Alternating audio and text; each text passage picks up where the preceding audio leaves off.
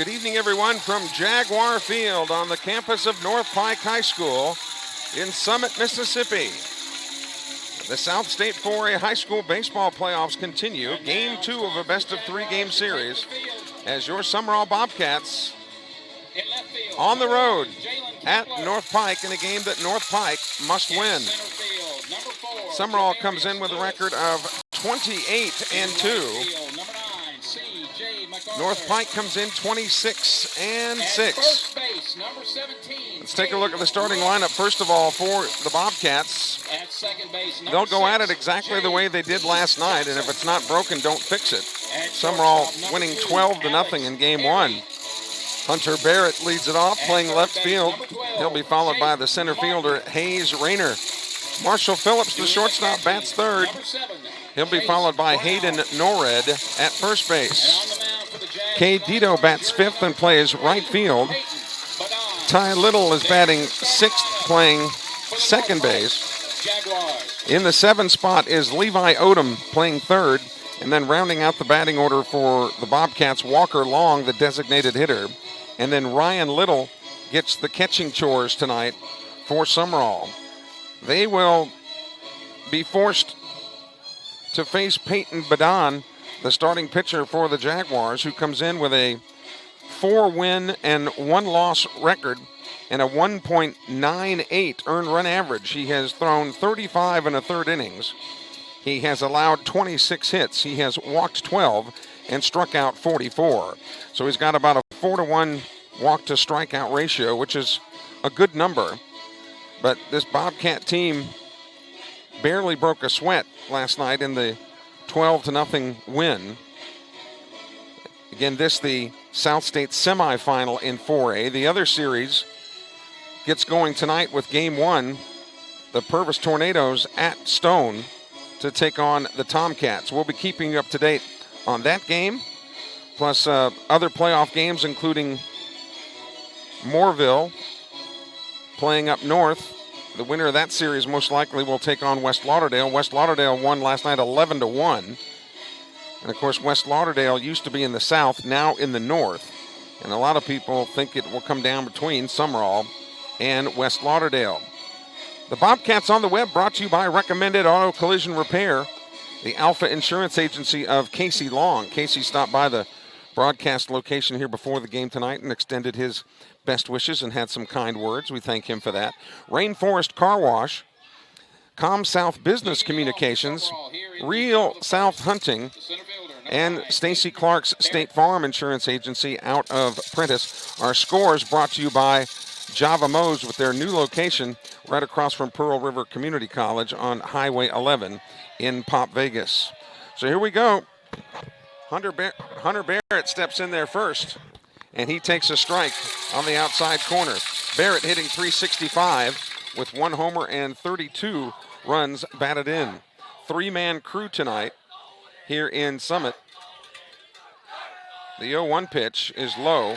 Ball 1. The home plate umpire is former Southern Miss basketball standout Casey Fisher, who was part of that NIT championship team back in 1987. Again, Casey Fisher behind the plate. Swung on. Here's a grounder to short. Should be a routine throw over to first, and Barrett is retired. And that's a big out for the Jaguars because last night they just could not get him out. 1 up and 1 down. And here's Hayes Rayner now, hitting .329 with no homers and 15 runs batted in. Should game 3 be necessary in this series, it would be played tomorrow afternoon.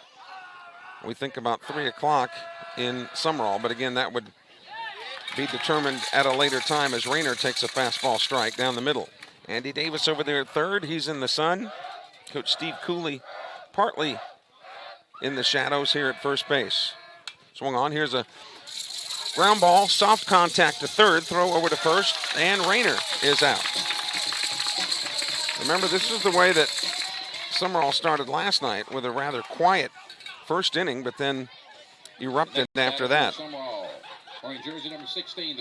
And here's Marshall Phillips. Phillips hitting .378 with 3 homers and 43 runs batted in. Phillips just a junior. Breaking ball missed Badon headed to Delta State. He's the pitcher for North Pike here in game one. Again, Badon headed to Cleveland to be a statesman. That pitch is low, 2-0 now to Marshall Phillips. Should he reach, then Hayden Norred would come to the plate. Base is empty, 2 outs here for the Bobcats in the top of the first inning. No wind at all. A beautiful night here in Summit. There's a strike to Phillips. 2-1 the count now. And by baseball standards, this is really a small ballpark. Only 300 down the lines. 340 in the power alleys. There's another strike to Phillips. 2-2 now. And only 365 to dead center.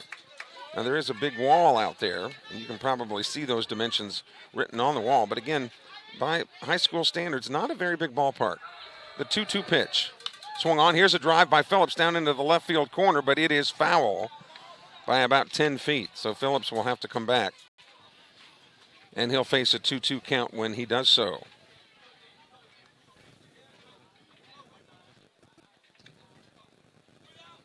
The Bobcats looking to advance to South State, and it would be against either Purvis or Stone County. Again, if the Tornadoes win that series, Sumrall would have home field advantage. If Stone wins it, the Tomcats would. Breaking ball too high. Badon thought that he had it, but it was upstairs. 3-2 the count. Phillips hitting in the 3 spot tonight, as he has most of the season for Coach Andy Davis. The lights are now on here at Jaguar Field. The payoff pitch is outside, ball 4, and Phillips coaxes a 2-out walk out of Badon. Badon spelled B-A-D-O-N. First baseman, number 12, Hayden Norred. So here's Norred now. He had an RBI last night. Comes into this game hitting .370 with no homers and 31 runs batted in. Righty versus righty, the matchup here. And the Jaguar defense plays Norred straight away. First pitch to him is a breaking ball low. Ball 1. Stone and Purvis were supposed to begin that series last night, but of course the unspeakable tragedy at Stone where they lost their coach and athletic director, who died prematurely. We understand he was just mowing the yard and had a heart attack and passed away. So Stone has to regroup, but they'll begin that series tonight instead of last night. Second pitch to Norred is low, ball 2. He wanted to go up with the right hand, but called it low. 2-0 to Norred. Kate Dito on deck here. Sumrall bats in the top of the first inning, no score.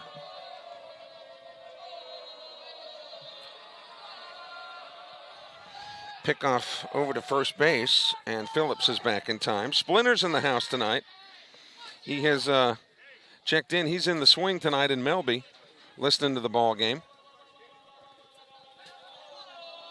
You can join our webcast as well, 601-310-7077. 2-0 pitch. There's a strike to Norred.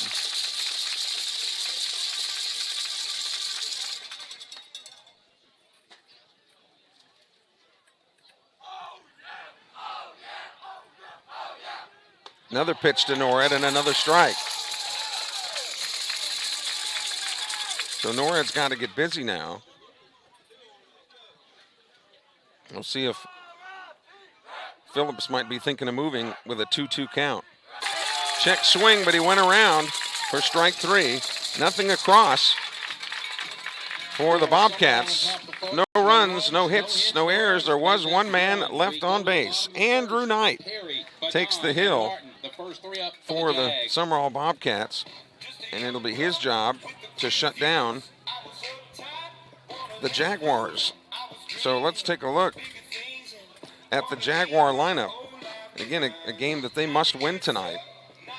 Alex Perry leads off playing shortstop. Then comes Peyton Badon, the pitcher, swinging it for himself. Jake Martin bats third, playing third. Jace Brown is the catcher and hitting cleanup. Batting fifth is Cade Rush, the first baseman. He'll be followed by J.K. Kapler, the left fielder. Then rounding out the batting order for North Pike is Artrell Coney, the designated hitter. Jamarius Lewis playing center field tonight, and C.J. MacArthur playing right.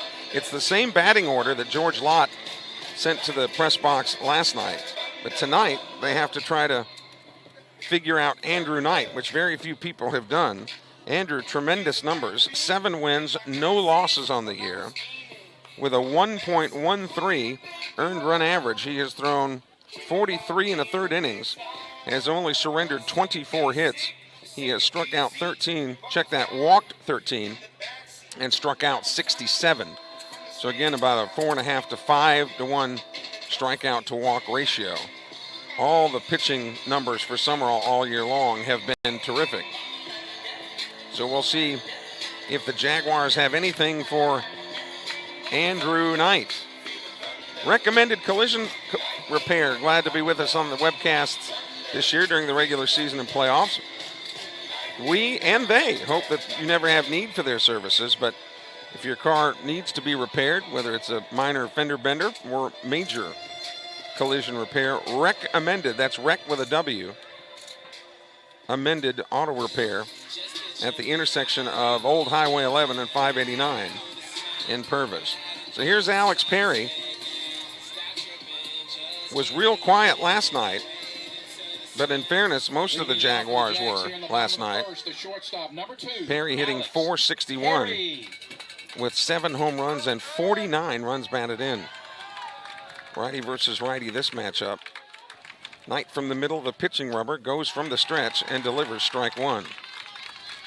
The defense for Sumrall, per usual. Levi Odom at third, Marshall Phillips at short, Ty Little at second, Hayden Norred at first. Here's the 0-1 pitch, breaking ball, missed low. The battery is Knight and Ryan Little. Ryan Little getting the catching duty tonight. Knight gets the sign and the nod, kicks and delivers the 1-1 pitch. Swung on, here's a chopper towards second. Little's got it, throws over to first for the first out of the evening. And again, like Barrett is so important to get out for the Jaguars, for the Bobcats to retire Perry is big. So here's Peyton Badon now, the pitcher, hitting .405 with no homers and 24 RBIs. The outfield left to right for Sumrall has Barrett in left, Rayner in center, and Dito in right. Strike zone is a little higher tonight. That kneecap strike not being called so far. The 0-1 pitch, here's a chopper toward third, and underneath the glove of Levi Odom. Rounding first on his way to second is Badon. Here comes the throw, it's late. And Badon will be credited with a double into the left field corner. So he's there with 1 out. And here's Jake Martin now, the third baseman. Martin hitting .341 with a homer and 21 runs batted in. The third baseman, number 12, Jake Martin. Badon running for himself. As a pitcher, he could be replaced, but he's going to run for himself here. He's in a non-force situation. Nice job by Little sweeping outside to keep that ball, and a tremendous bender it was, in front of him. Jaguars batting in the bottom of the first inning in a game that they must win or the baseball season is over for the Jags.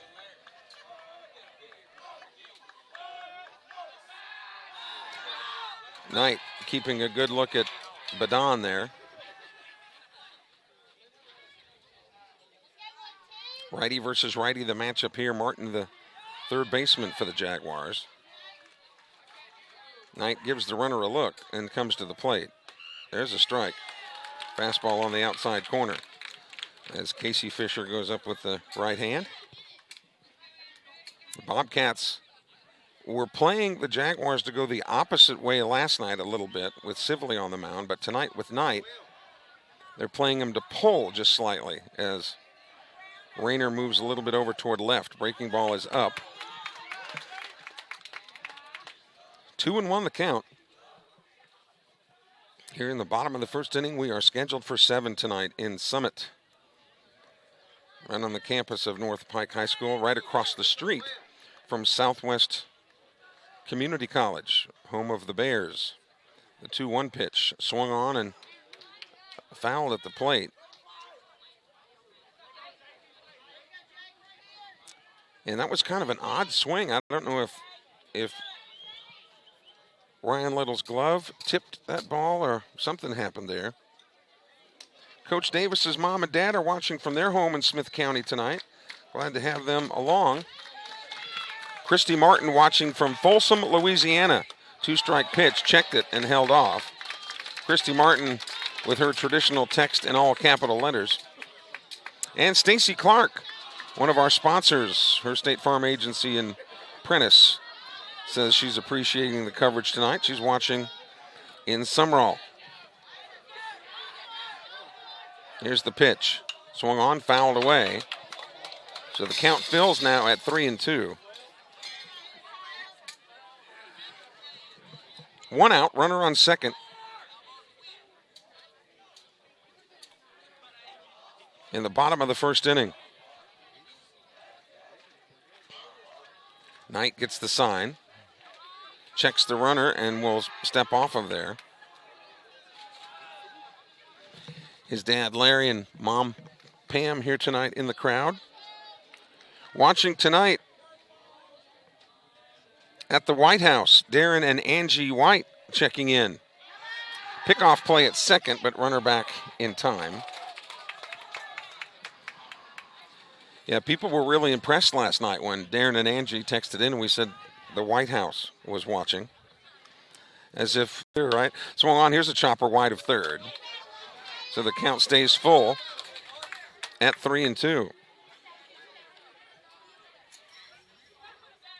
Now the Bobcats shade Martin to go the other way. If there is a sun field, it's really the hitters that are looking into the sun. Not a real fierce sun at 7 o'clock at night. The 3-2 pitch again. Ball 4, it's too high. So runners on first and second now. 1 out, and here's Jace Brown, the catcher. Bobcats on the web.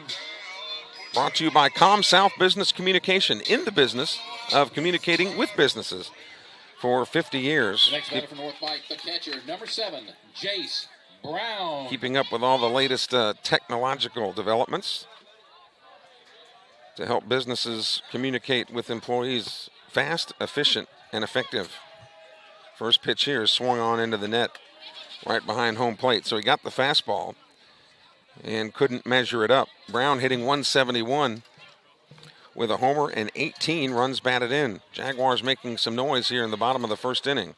No score. Glad that you're with us tonight from Summit.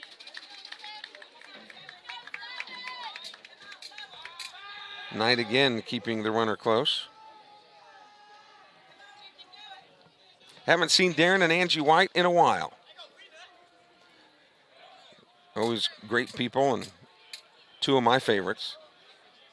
Knight comes set and comes to the plate. Breaking ball was too high.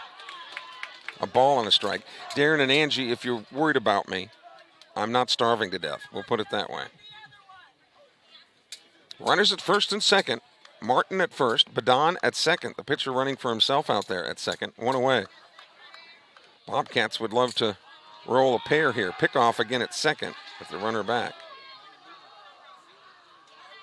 Really paying a lot of attention to Badon there at second base.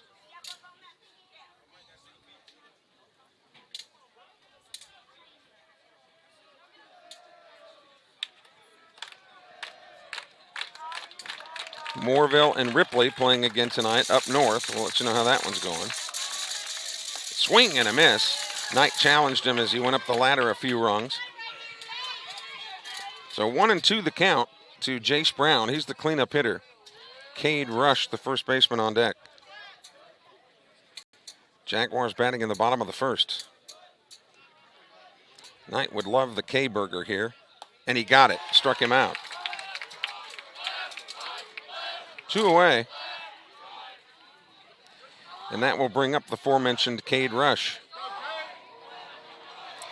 Rush hitting .315 with no homers and 14 runs batted in. So the runners now will be moving on contact with 2 away. The NFHS Network providing South State playoffs. First pitch from Knight. Breaking ball and a beauty drops in there for strike 1. North Pike's softball team lost game 2 today, so they'll have to play a 3rd game in order to move on. Oak Grove has defeated Hernando 4-2 in 6A girls softball, so that'll go to a 3rd game. Another breaking ball and another strike. Knight with terrific command of the spinner so far here. And Rush, the number 5 man in the order, is in danger of stranding a couple runners here in the bottom of the 1st. Knight ahead in the count. And the pitch. Runners going. Pitch is outside. A double steal by the Jaguars. They are both now in scoring position with 2 outs. But the count is 1-2 on Rush. Should Rush reach, first base is open. J.K. Kapler on deck. Knight kicks and delivers. Breaking ball, strike 3. As Casey Fisher goes up with the right hand, and that'll do it for the Jaguars. No runs on 1 hit. There were no errors. 2 men left on base.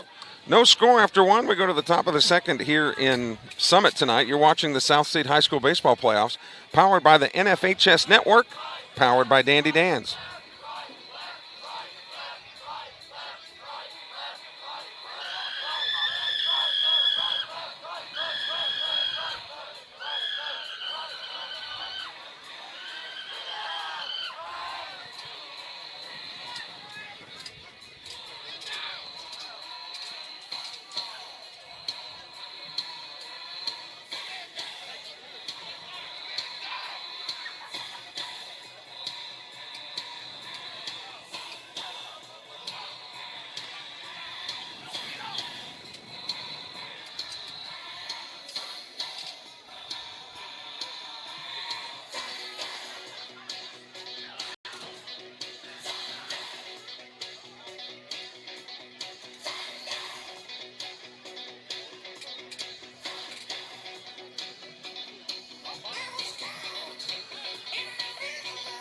Jaguar Field in Summit tonight. The Bobcats send Dito, Little, and Odom to the plate here in the top of the 2nd inning. Sumrall looking to slam the door and capture this series 2-0. Several of you have already checked in, but we'd love to hear from you at 601-310-7077. Peyton Badon finishing his warm-up tosses, and we'll see what the Bobcats have got offensively as we go to the top of the 2nd inning. 2nd inning brought to you by State Farm Insurance agent Stacy Clark, whose office is in Prentice. But her sons Sam and Sully came through the baseball program at Sumrall, and she can tell you how to extend those premium dollars by bundling your homeowners and auto insurance. Stacy Clark, State Farm agent in Prentice, and like a good neighbor, State Farm and Stacy Clark are there. So here's Dito hitting .384 with 1 homer and 16 runs batted in. Top of the 2nd inning. Righty versus righty, the matchup as Badon gets to work and throws a fastball low. Ball 1. I mentioned the home plate umpire, Casey Fisher, point guard on that Southern Miss NIT championship team, and that famous quote that he was attributed. Swung on. Here's a grounder to short. Lee's got it. Throw over to first. And Dito is out on the 6-3. But that one quote that Casey Fisher had that everybody still repeats to this day. We came, we saw, we towed a house down. And they did, winning the 87 NIT title. Here's Ty Little. There's a strike. Fastball at the knees. Little hitting .321 with no homers and 27 runs batted in. Breaking ball. Here's a chopper towards second. Should be routine. Little flies down that line and is out by half a step. Not only is Little quick, but by swinging it from that left side, you get a couple of extra steps the batter, the third baseman, number 4, to start Levi with. Odom. So here's Odom now, hitting .278. Last night, Odom walked, flew to center, and grounded to third. He's still looking for a hit in this series as he takes strike one. Base is empty, 2 outs quickly here for Sumrall in the top of the second. Walker Long would be on deck. That's chopped at the plate, foul.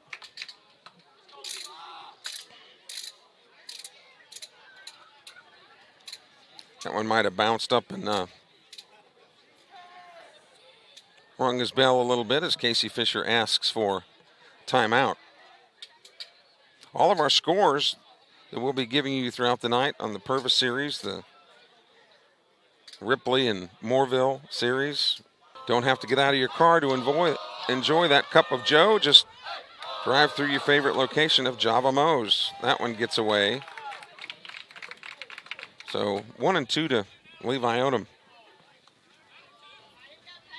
Sun slowly working its way down, but Odom's still kind of looking into the sun. Gets the bat grip where he wants it and waits for the pitch from Badon. Swung on, just stuck the bat out there and was able to foul it off and stay alive with a 1 and 2 count. So many of you throughout the season, but particularly during the playoffs, been texting in saying how much and we understand, that technically it's not perfect with this NFHS setup. Breaking ball, and he got Odom on strikes. Odom up and down on strikes. Bobcats still looking for their first hit tonight. As we go to the bottom of the second inning, no score. You're watching the state high school baseball playoffs on the NFHS network, powered by Dandy Dan's.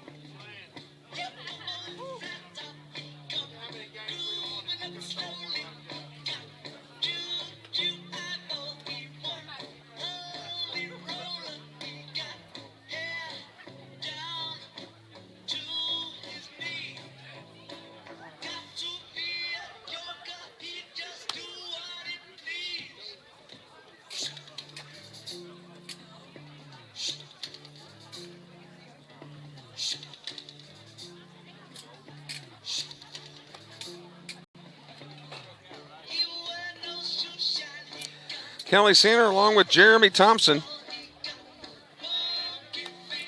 in Summit tonight. As we head to the bottom of the second inning, Kampler, Coney, and Lewis.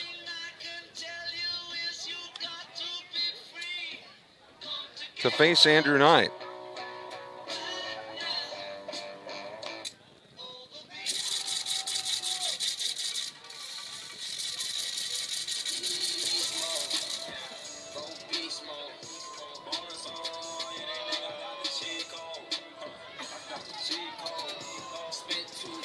Here's Kampler. Kampler hitting .286. Jalen Kampler. No homers, 17 runs batted in. First pitch from Knight kind of jammed him, and he fisted that ball foul. So 0-1.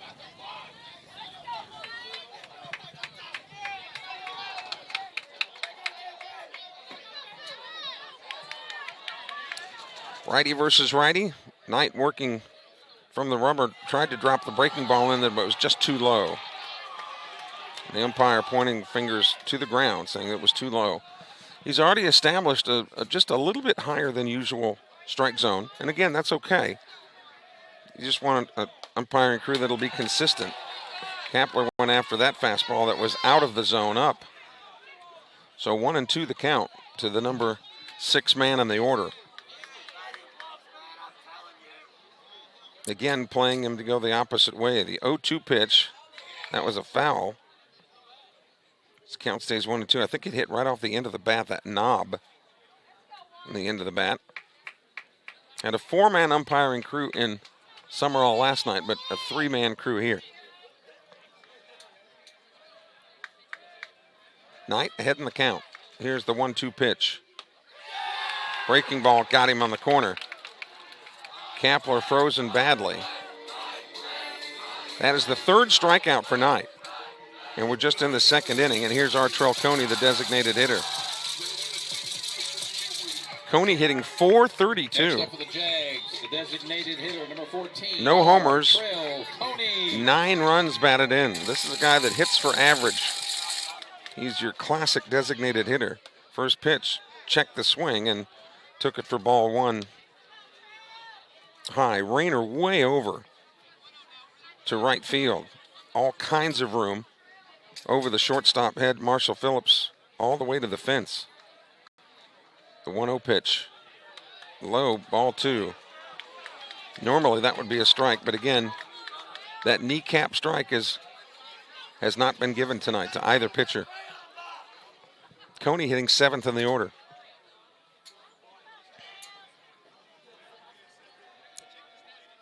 There's a strike.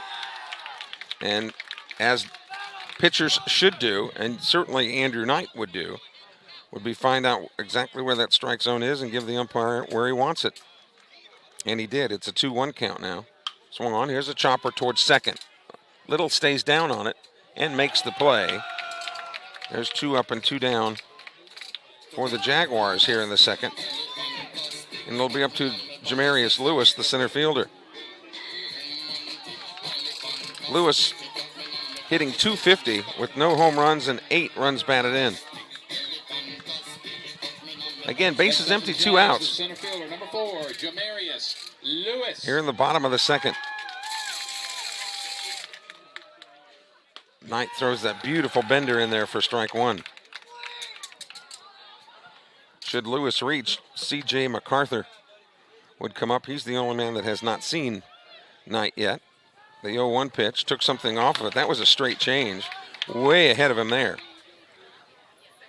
So as any good pitcher should do, get ahead in the count. And that's exactly what Knight has been doing. A lot of first pitch strikes tonight. And if youngsters learn nothing else, get that first pitch strike in there.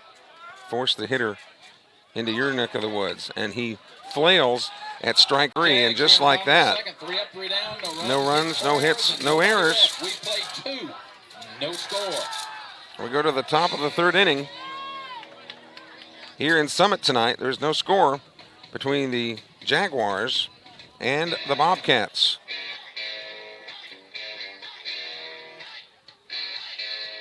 Dandy Dan's the title sponsor for Sumrall Bobcat Baseball during this season. Dandy Dan's with 2 locations, one in Sumrall, one in Bellevue, and always opened early to make sure that you get a choice of piping hot coffee, wide variety of flavors, including decaf, and whether your vehicle has 2, 3, or 4 wheels, they'll be able to provide you with a fuel that'll keep you on the move.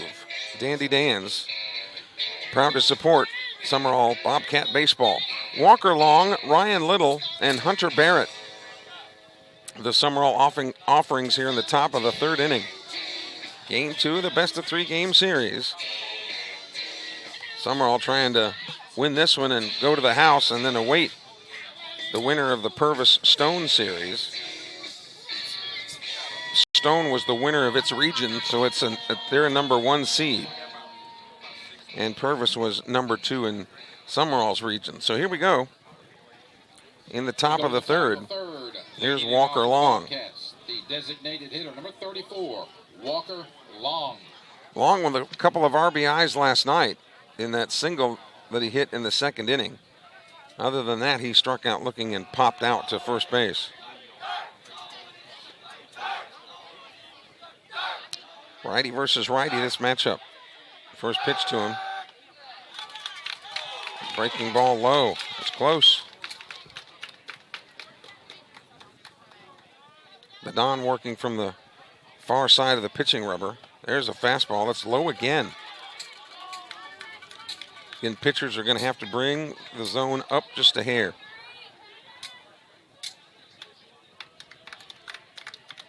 2-0 pitch. There's a strike. And again, just almost like on cue, Badon did exactly what Knight did before. All right, umpire didn't like the knee-high strike. Have to bring it up a little bit. That's what he did. 2-1 pitch. Foul into the screen. 2-2 now to Walker Long. Top of the third inning. Sumrall pretty much a batting practice last night. Barely broke a sweat. But a very inspired fan base here for the Jaguars. And a great pitching performance so far by Badon. But we're still scoreless. Next pitch to him. Swung on. Here's a slow roller to second base. Should be routine. It is, and Walker Long is retired on the 4-3. 1 out. And here comes Ryan Little. Catcher, number 13, Ryan Little. Little hitting 200 with no homers and 5 RBIs. Sumrall Bobcats winning by shutout last night. I think that makes like, gosh, what, 8 or 9 this season? Took the fastball strike at the knees. Little trying to get the Bobcats a base runner here. That one's outside, 1-1. Bobby, Rose, Cody, and Eli Davis. The old Sidewinder watching tonight. Swung on, there's a shot down the left field line, but foul. They're all watching tonight on the NFHS network. Saw Cody at the reunion last week when some were all players from throughout the years, ranging from last year all the way to 1964. They were all saluted prior to a Sumrall game, and Cody was one of those players. 1-2 the count to Little. Base is empty, 1 away. Swung on, and this one is popped out of play to the right side. People showed up at this game more than 2 hours early because they knew seating was limited. So the lawn chairs are 3 and 4 deep all the way around this ballpark. The 1-2 count and the pitch. That's low. 2-2 now. Tried to take something off of it. But Little was hip. So 2-2. Bobcats have only had 1 base runner, and that's when Phillips walked last inning. Badon has pitched well. The 2-2 pitch. Too high. 3-2 to Little. Should Little reach, you would think that Liam Munn, Brandon Harrison, maybe one of those guys would be called upon to run for him. Here's the 3-2. Swung on. Here's a chopper to third. Should be routine. And a great play at third base makes Ryan Little a ground out victim. So far, top of the order. 2 ground outs Fielder, number 9, Hayden Barrett. to short, 2 ground outs to second, and 2 ground outs to third. And Barrett was one of those ground outs to short. And here he is. The pitch is inside, ball 1. Barrett hitting .365 with a homer and 32 runs knocked in. The 1-0. Swung on. Popped to the right side, but this one will get out of play.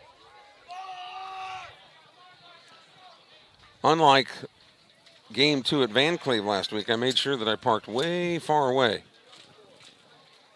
I had to walk a little further, but I need the exercise, frankly, and have peace of mind knowing that my car is safe, at least from a foul ball. The 0-1 pitch, breaking ball, a little slow roller out in front of the plate. This could be tough. Barrett flies, throw to first, and they got him.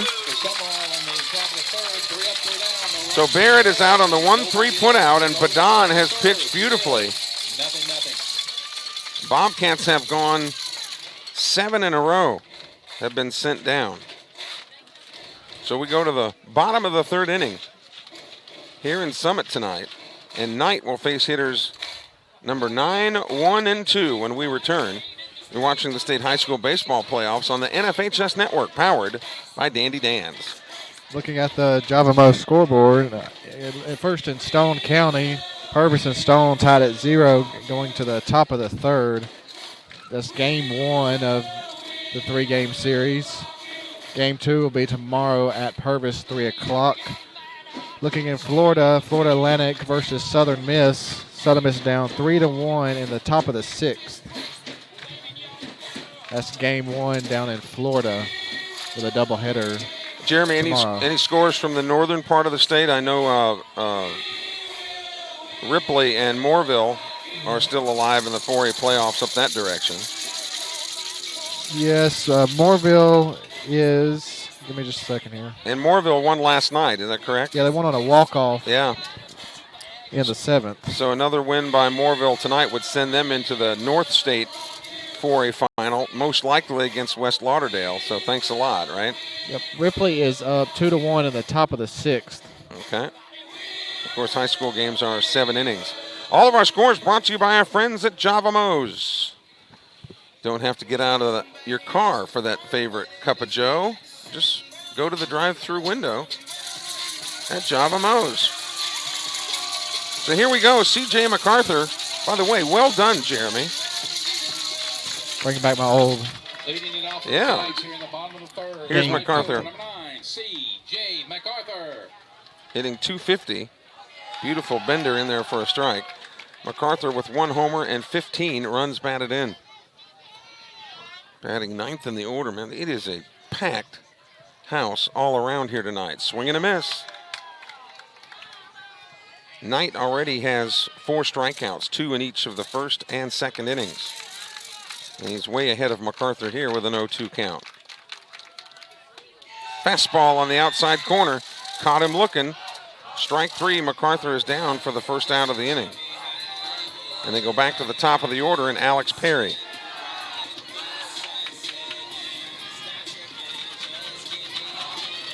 Alex Perry. He's headed to Pearl River next year. That breaking ball is away. Ball 1. Perry with that long hair looks more like Steve Perry, lead singer of Journey. Again, it's not a criticism. I'm just saying, got that real flow going there. That's outside, 2-0. Perry grounded to Little at second base in his only other at bat tonight. Knight has fallen behind here, 2-0, and now 3-0 to Perry. Perry has not reached base during this entire series, but he's ahead in the count here now, 3-0.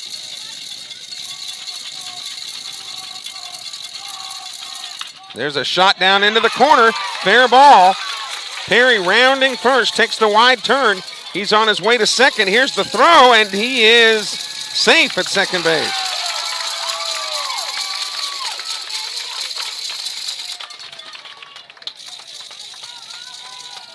So the Jags making some noise here in the bottom of the third.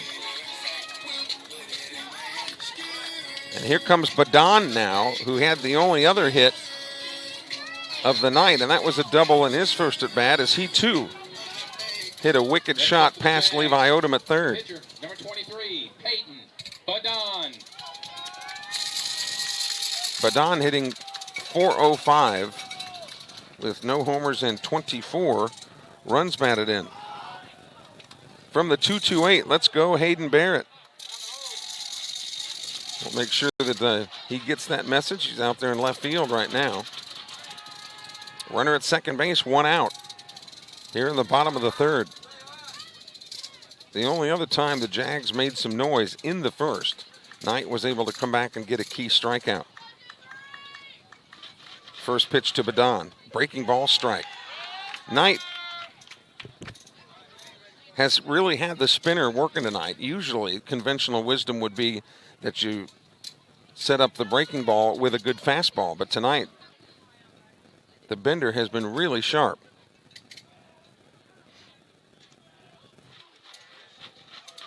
Checks the runner and comes home. Again a breaking ball and again a strike. So 0-2 to Peyton Badon, the number 2 man in the order. One away. That generally takes the bunt out of the equation, but again, this is your number 2 hitter, hitting over 400. Pickoff play at shortstop. If a game 3 was needed, we're guessing it would be at probably 3 o'clock tomorrow. But it might be a night game. It would be Sumrall's call to make. The 0-2 pitch. Swung on. Here's a chopper towards second. Little stays down, throws to first, and he's retired. He does get Perry over to third. So 2 outs now. And look, Badon is just as big an out. And here's Jake Martin. Martin walked and wound up being stranded at second base in his only other at bat. Jags, the third baseman, number 12, Jake Martin. So the lead runner's at third base with 2 outs. The first pitch to him as Knight goes to work, and that one is called up out of the zone. Jace Brown, the catcher for the Jaguars, on deck.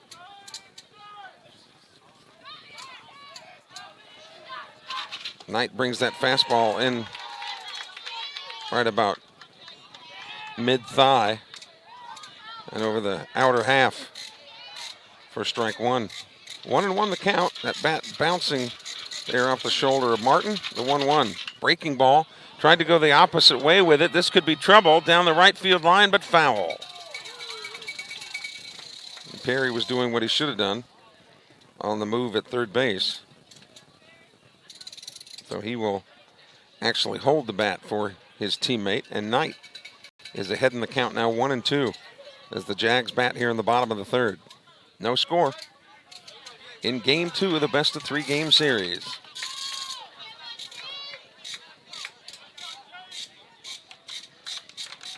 Knight quickly gets the sign, and he's back to work. That's low. Nice job by Little to block down on it. Especially important with that runner at third base, because so much as a hiccup, and Alex Perry you would think would be on the move as the Jaguars trying to score any kind of run.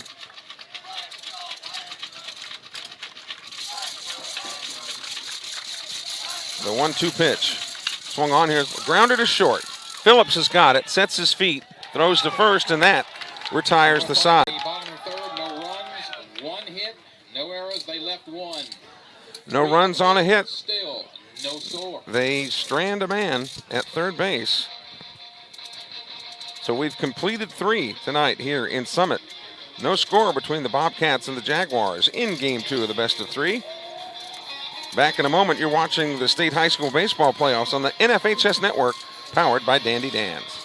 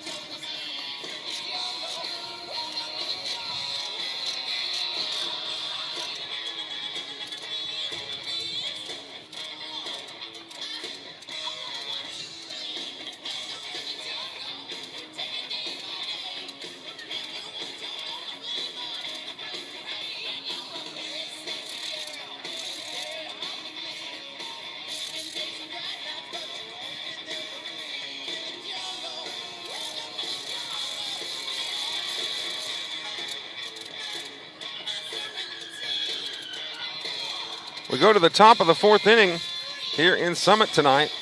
Kelly Sanner along with Jeremy Thompson. Hayes Rayner, Marshall Phillips, and Hayden Norred come to the plate for the Rawcats here in the top of the 4th inning in a scoreless game. Rayner grounded out to third. Bobcats, the center fielder, number 1, Haynes Rayner. Rayner hitting .329 with no homers and 15 runs batted in. Settled into that number 2 hole when earlier in the year Andy Davis really couldn't find anybody that that looked comfortable or performed very well, frankly, in that 2-hole until Rayner came along. And it has been his ever since. First pitch from Badon. Shows bunt and takes a ball low. Casey Fisher, home plate umpire, pointing with the index fingers that the ball was low.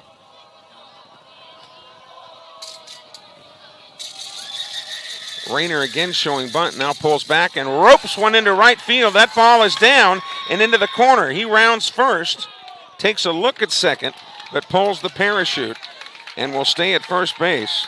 A leadoff single for Rayner. Bloop just inside the line, down the right field line. Andy Davis runs through the signals here, and we'll see how he plays it here with his number 3 man, Marshall Phillips, who leads the team in both home runs and runs batted in. This would be a place for a bunt, but again, Phillips is your number 3 man. Not showing bunt, and he drills it into the corner in left field. Rounding second on his way to third is Rayner. Rayner is going to be held at third. Phillips a stand-up double. Nobody out here in the top of the 4th inning.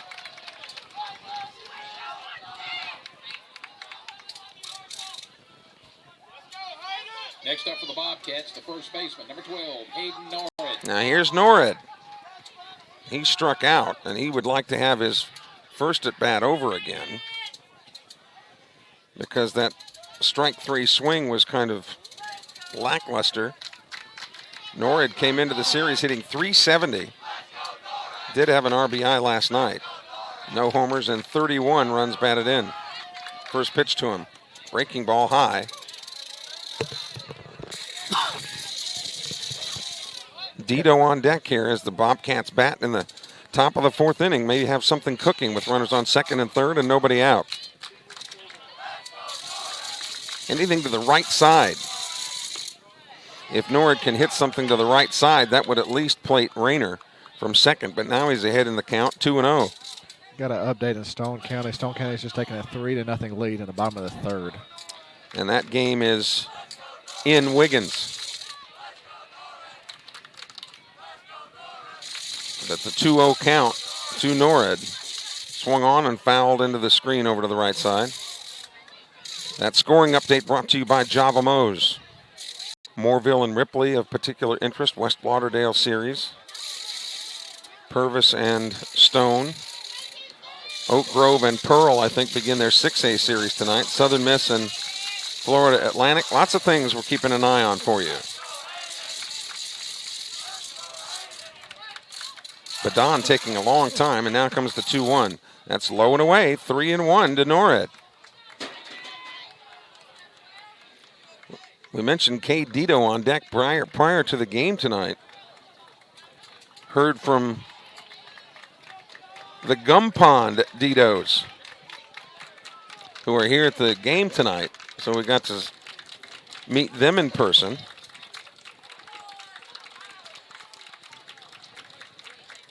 So the 3-1 pitch coming to Norrid. Nope, pickoff play at third, but Rayner back in plenty of time. We mentioned earlier that so many of you during the regular season, would text us kind words and words of encouragement, but during the playoffs, man, you guys have really been unbelievably nice. Saying how much that you enjoy these games, and when you can't make it, you can pull it up usually in high definition. Sit on the back porch or on the back swing if you're in Melby, like the guys do there. 3-1 pitch swung on, and that's tapped foul wide of third. Andy Davis showing some soft hands there and throwing that back to Peyton Badon, the pitcher. So the count fills here to Norrid. But where I was going with that is we are grateful, so grateful for the kind words.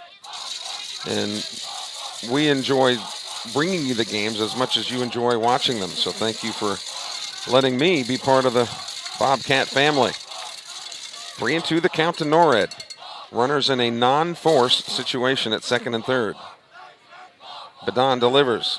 Swung on and again shot foul wide of third. And Norrid has seen nothing but the fastballs with 2 strikes.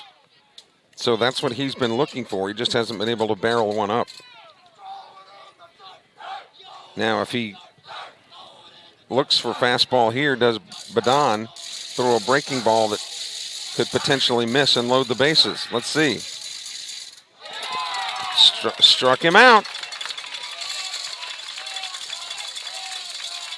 1 away. And here's Dito now. Next batter, the right fielder, number 3, Cade Dito. And you have to think that Norrid was just trying to, if nothing else, hit something to the right side, because that would at least get 1 run in. Bobcats with a great opportunity here in the 4th, with runners on 2nd and 3rd, and now 1 away. First pitch to Dito. Swung on, and that one is a ground ball wide of 3rd. So they're tending to be way ahead of Badon, causing the foul ball. The Bobcats are in the first base dugout tonight.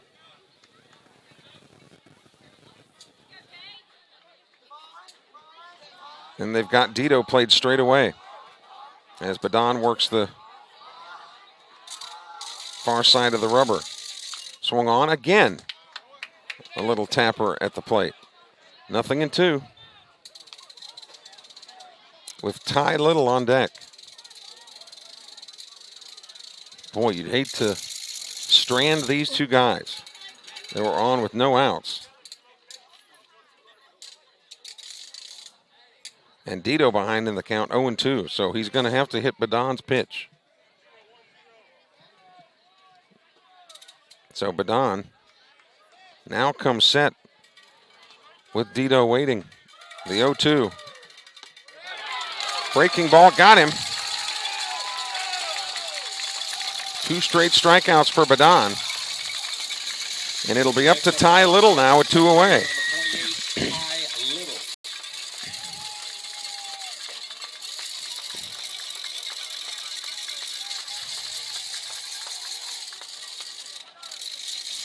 Home plate umpire said he's ready now. Little grounded to second, his first time up. He just find a hole somewhere. Now Little asks for time.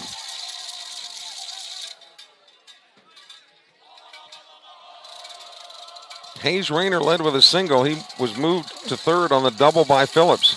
Things were looking good for the Bobcats, but then 2 straight Ks have left it up to Little, and Little takes ball 1.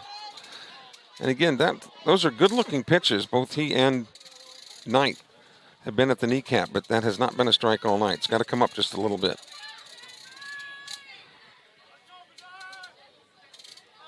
Peyton Badon on the hill, and now he's just taken a lot of time. And now Little doesn't want to play the waiting game, and then he takes time. So into a battle of wills here in the top of the 4th inning. Sumrall trying to break this scoreless tie. Swung on, ground ball to 1st. An easy play, and they get out of it.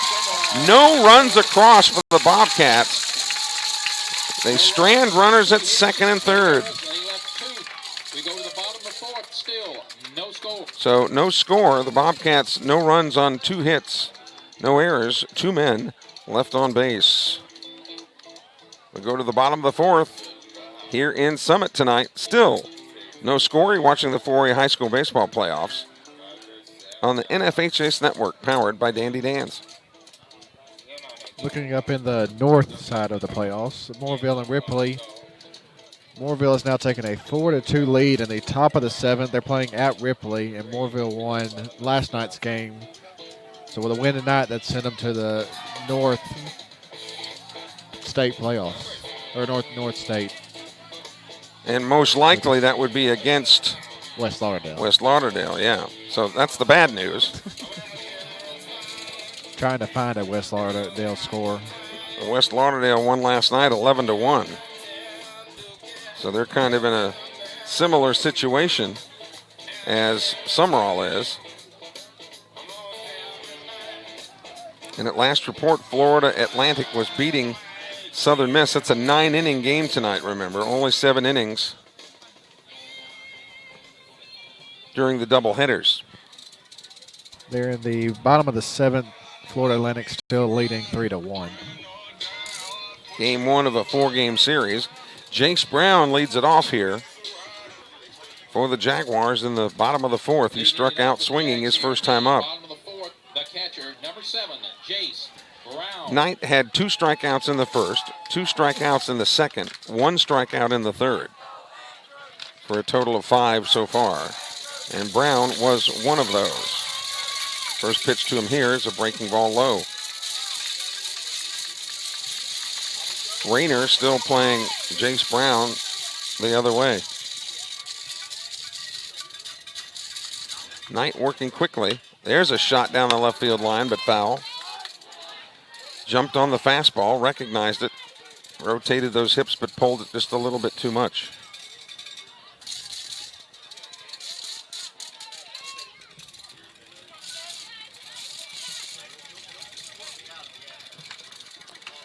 One and one the count. Took something off of that one and missed low. 2-1. Cade Rush is on deck. He too was a strikeout victim, as was J.K. Kapler. So the middle part of the order here, Knight has had their number. Here's the 2-1. Well, I don't know where that missed. But it's 3-1 to Brown.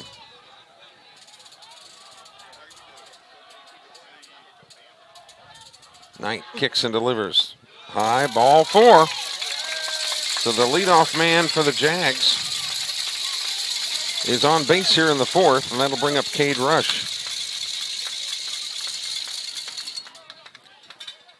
They'll send a courtesy runner in for Brown, the catcher. Bailey Brown will be the courtesy runner for the Jaguars. So Brown will go in to run for Brown. Jace Brown comes out. Bailey Brown is in to run. And here's Cade Rush now. Again, he struck out his only other at bat. Sumrall would love to see a crisply hit ground ball right at somebody here.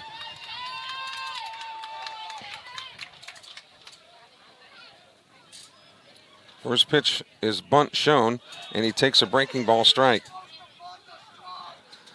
Levi Odom way in at third. Almost too far. You can sometimes come in too far where they could kind of drag that bunt and potentially get it past you at third, and that's why Odom has retreated about 8 feet. Let's see if they play bunt again. Knight was throwing over to first to get Rush to show his cards to see if he was going to try to square around and bunt or not. Odom sure is banking that he's going to bunt. And baseball strategy would certainly call for it. Shows bunt, but takes the bat away and looks at ball 1. Rush, the number 5 man in the order. You know, and at the big league level, you don't hardly see anybody bunt ever, because they almost consider it an insult. But in a team game where you're to be selfless when you need to be, a bunt can be very effective. And the way these pitchers are going tonight, 1 run might be enough. The 1-1 pitch to Rush, not showing bunt that time, and fouls it into the screen. So now, Knight has the advantage of knowing if he bunts now and misses it, he's out. So that's not likely to happen.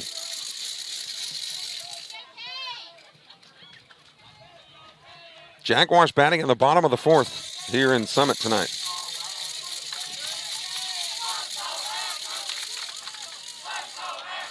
You hear the Sumrall crowd here to our left saying, "Let's go, Andrew." Knight checks the runner.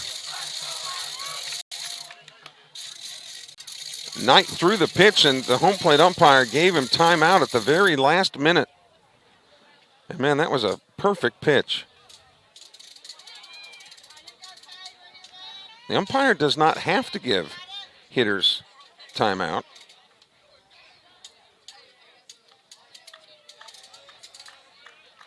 And Knight was in the windup when he gave him timeout. And foul ball. That's the only thing I would have questioned is the timing of the timeout.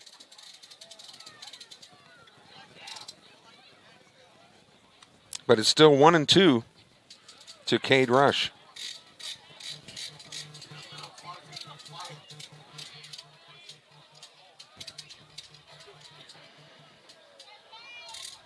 See what Knight has for him. Breaking ball up near the head, throw to second base, and the runner is there. Stolen base by Brown. They have a man in scoring position now with nobody out. And Knight wants a fresh baseball. Count is 2-2 to Cade Rush.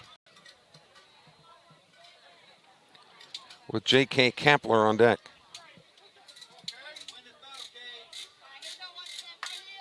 Rayner in center field is shaded toward right for Rush. Knight would love a strikeout. The 2-2 pitch fouled away. Worked up in the zone there, and Rush went up to get it. So the count stays 2-2. Ryan Little and Ethan Altman, both working behind the plate, as has been standard fare throughout the year. Again, the 2-2. Breaking ball was able to get a piece of it, but wide of the bag at third.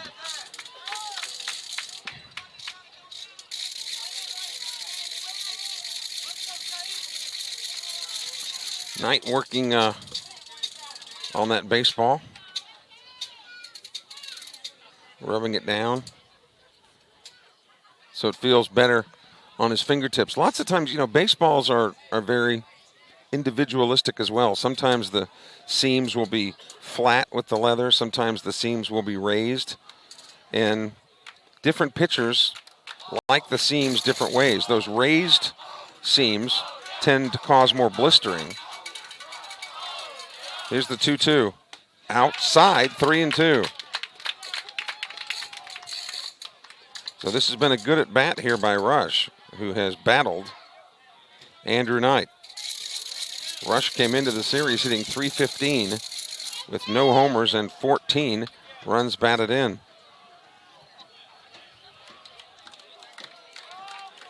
3-2 pitch. He struck him out on a fastball on the outside corner. What a pitch by Knight. And that was crucial, because that was a 3-2 pitch, and he delivers big with his 6th strikeout of the night. And here's Kapler now. Next up for the Jags, the left Kapler fielder, playing number left field. Jalen Kapler. J.K. Kapler on the lineup card, but Jalen Kapler, so says the PA announcer. Pickoff play to second base, and just barely got back in time, did Brown. Perfect throw by Knight.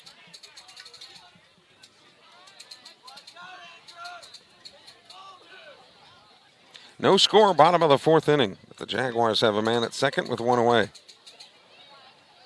A leadoff walk to Brown, and then stole second base.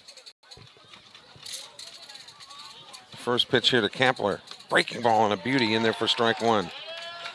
Kapler struck out looking in the second. .286 the batting average with no home runs and 17 ribbies. Knight got what he liked as far as the sign goes.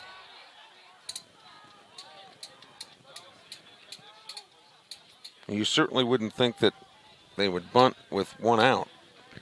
Taking a real quick look at the north side of the playoffs, Moorville just finished the second game with Ripley, winning 5-2, so they'll move on to the next round of the playoffs.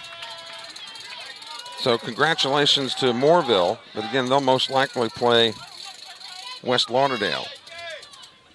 Knight ahead in the count here to Kapler, 0-2. So right now, after these series, there'll just be four teams left. Another breaking ball, a little high and tight there. A ball and 2 strikes. So the most likely north for a scenario would be Moorville and West Lauderdale. And if Sumrall wins this game tonight, then Sumrall and either Stone or Purvis. The 1-2 pitch. Swung on and fouled into the net. So he's staying alive as Kapler, the number 6 hitter. There used to be a major leaguer named Gabe Kapler. I think he even managed some teams in the major leagues, the Texas Rangers, I believe. And Kapler was one of the first muscle-bound, really, baseball players, really into physical fitness, and some people said that he got really too big and lost a little flexibility. 1-2 pitch is low, 2-2. That's the drawback about being in the weight room too much, is that you supposedly lose flexibility. Of course, in a perfect world, we'd have the right combination of strength and flexibility. The 2-2 pitch. Swung on, a little pop into foul territory. Playable, Odom over by the dugout. Makes the catch. And there's 2 away.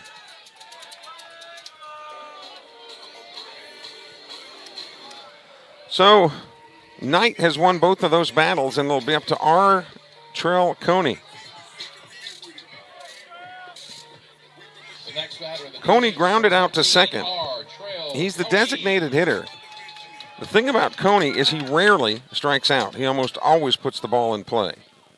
First pitch to him here is a tap foul at the plate.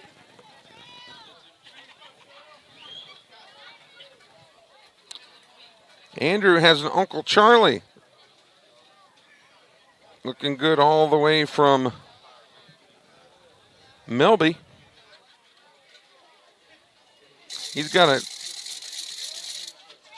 No, oh, I see. No, the curveball they're talking about, also known as Uncle Charlie. Yeah, it is. It's looking real good tonight. And there it is for strike 2. Perfect timing there, guys. Way to go.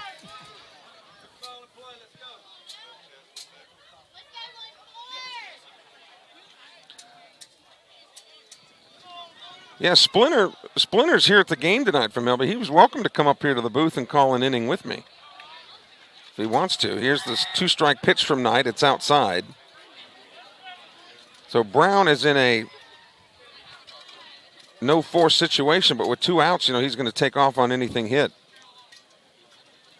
1-2 the count to Coney, the number 7 man in the order. And tell Splinter to come up and say, hey, 1-2 pitch off the fist, and was able to fight it off. And the count stays 1-2. Now tonight you'd have to use the words makeshift press box. Well, it's certainly not as luxurious as our digs at Sumrall. But, baseball at Sumrall is a lot different than it is at a lot of other schools, to be fair. The 1-2 pitch from Knight. Breaking ball, that one's high. So 2-2 now. Here in the bottom of the 4th inning, scheduled for 7. Sumrall busted it open early last night in the 2nd inning and really never looked back. And the Jaguars are still looking to score a run, any kind of run. The 2-2 pitch to Coney. Low, 3-2. The last time that Knight was in this situation was with Cade Rush. And he threw the fastball and got it past him.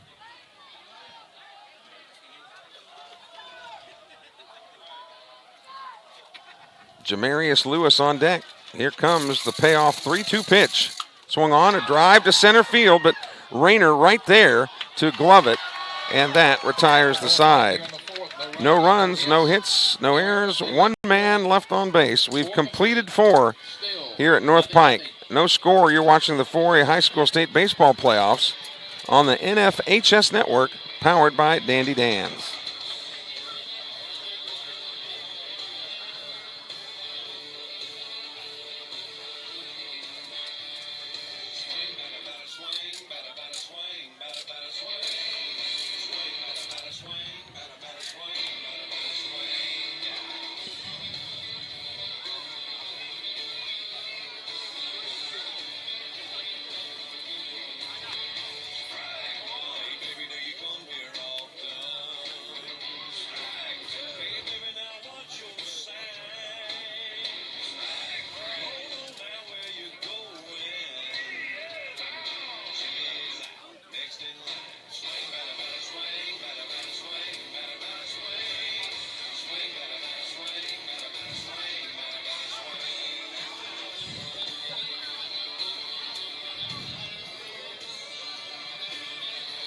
Levi Odom, Walker Long, and Ryan Little are the scheduled hitters for the Bobcats as we go to the top of the 5th inning in this scoreless game 2. If you get a chance and have need for the goods and services that our sponsors provide, we hope that you will patronize them and let them know that you appreciate them putting their money where their mouth is in their support of Sumrall Bobcat Baseball on the web. Levi Odom, Walker Long, and Ryan Little again. As we go to the top of the 5th inning, Levi struck out looking his first at bat. Odom hitting .278 with a homer and 20 runs batted in.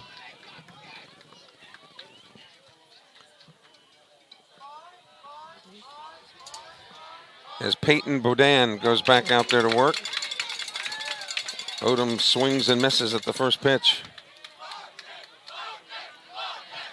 Righty, righty, righty. Coming up against Boudin. Breaking ball, strike 2. Very similar styles in the pitchers. Knight has the advantage of length. He's much taller and longer than Boudin, but Boudin, good control tonight. 0-2 pitch, swing and a miss. Odom is retired on strikes. 1 down. And here's Walker Long. Next batter, the DH, number 34, Walker Long. Long grounded out to second. His first at bat. Bobcats looking a lot more subdued at the plate, but Boudin has been superb on the hill. In a must game, obviously, for the Jags. Swing and a miss. Long got the fastball. That's what he was looking for, but couldn't measure it. Wind has never been a factor tonight. A calm, beautiful night. Swung on, and that one's fouled away. 2 straight fastballs that Long has seen, so you would bet money that the spinner or something off speed might be coming here. 0-2 the count. And now Long calls time.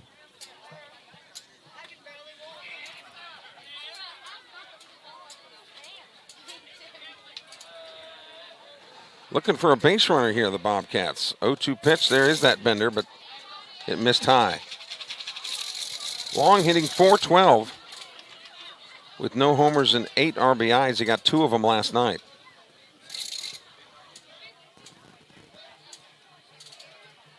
The 1-2 pitch. Low, 2-2.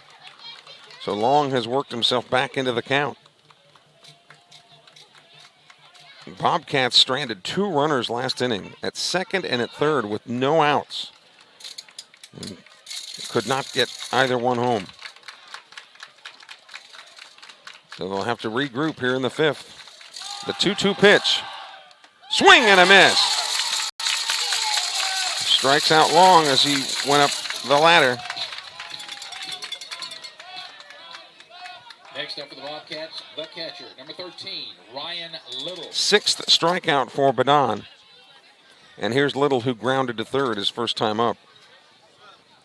The Bobcats do not have a ball hit to the outfield yet tonight.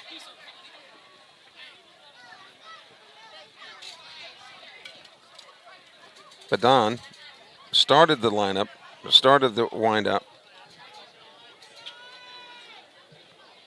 Home plate umpire pointing into the Sumrall dugout. Pointed directly at somebody and then looked like he was unhappy about some noise coming out of the Sumrall dugout. Home plate umpire Casey Fisher now talking to Coach George Lott.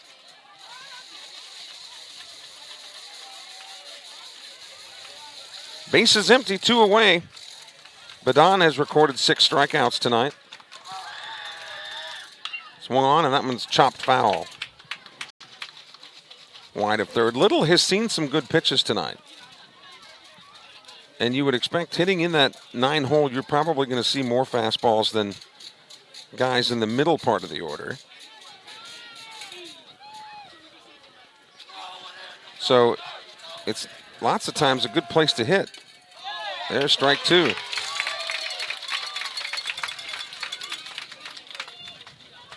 The Bobcats, who scored plenty of runs last night, you almost wish you could have banked some of those, right? They got to come back again tonight. The 0-2. Low. 1-2 to Little. Should he reach, they go back to the top of the order and Hunter Barrett. And I think it's certainly worth noting, we've talked about how difficult an out Hunter Barrett has been, but when Barrett gets on, he scores a large percentage of the time. But tonight he's grounded out twice. Can't steal first. That's outside. 2-2 to Little now. Scoreless game. About an hour and 20 minutes into it, and we're here in the top of the 5th already. Little waiting at the plate, now ready for work. Swing and a miss. 3 strikeouts in the inning. 7 strikeouts now for Badon. The Bobcats go in order. We go to the bottom of the 5th inning here in Summit tonight. No score. You're watching the 4A South State High School Baseball Playoffs on the NFHS Network, powered by Dandy Dan's. Going back to the Java Mo's scoreboard, Southern Miss down to their last 3 outs in the top of the 9th. Still down 3-1 over Florida Atlantic. Going to Stone, where Purvis and Stone are in game 1. Purvis down 4-0 in the bottom of the 4th. Really, Jeremy, most people who looked at that series thought that Stone would be favored, just when you look at the records, but Purvis has just been so resilient. I mean, you think you've got them beat, and then they come back, and before you know it, you're the one going home, and Purvis advances. And that's Northeast Jones about that. Yeah, for sure. And the game tonight at Stone has the home field advantage in that series, so they'll play tomorrow at Purvis at 3. Regardless of what happens there tonight. But again, the favorites in those 2 series are your Sumrall Bobcats and Stone. And if Stone were to win that series and Sumrall win this one, then game 1 of South State would be at Stone, most likely Thursday night. And again, you've got Purvis and Sumrall graduations in there, so you'd have to kind of dodge those. But to the matter at hand here in Summit, Jamarius Lewis, C.J. MacArthur, and Alex Perry, 8, 9, and 1 to face Andrew Knight here in the bottom of the 5th. As we go to the bottom of the 5th, leading it off for the Jags, the center fielder, number 4, Jamarius Lewis. First pitch to him is popped out of play. Right over our heads here. Looking at the fastball, and he got it. huge crowd here tonight. I don't know if you can see over the right field wall. A lot of people kind of sticking their heads up over that fence out there. It's about the only place you can get a seat. A breaking ball missed, and it hit him. First hit batsman tonight. And you got Jamarius Lewis now at first base, and C.J. MacArthur, the number 9 hitter. You'd think would be a sure bunter here to try to get a guy in scoring position. Your batter, the right fielder, number 9, C.J. MacArthur. And MacArthur struck out looking in his only other at bat. So red alert here for the Sumrall defense as he's going ahead and showing bunt. And to make sure that he was going to keep the bat out there, you saw how Andrew Knight went to first base. Almost always you will see a Sumrall pitcher in a bunt situation go into some type of pickoff move to see if the hitters will show their cards, if they're going to bunt or potentially swing. But he squared around early. And that's what brought Odom in from third. Knight checks the runner and is ready to get to work. Shows bunt, but it's high and away. Ball 1. Been no work in either bullpen, and why would there be? Both pitchers have been terrific.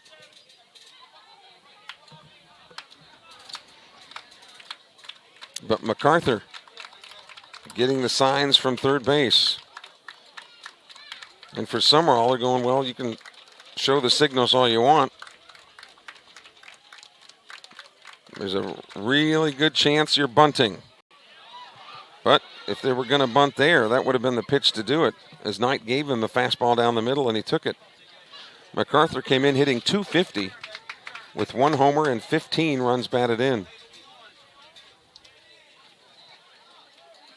Perry is on deck, and he has a majority of this team's home runs with 7.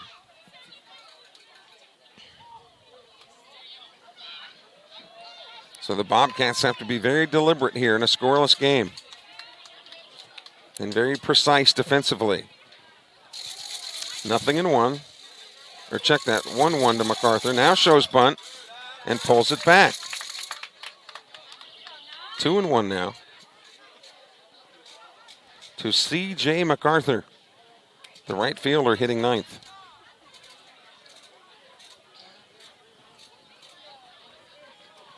Bobcats have just been unstoppable this season.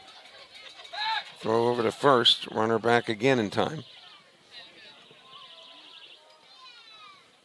And of course, other people around the state have said, and of course, it doesn't take rocket science, but they said, well, as soon as Sumrall runs into a good pitching performance, they might be in trouble. But then again, who isn't, right? 2-1 pitch, high and inside, throw to second base, and the runner is safe. So Lewis is at second. Now that makes the bunt even more important, because if they bunt him to third, it would only be 1 out.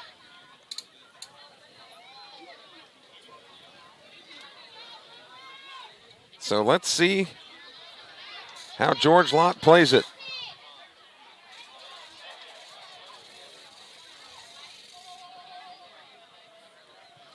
The number 9 hitter, C.J. MacArthur, up there.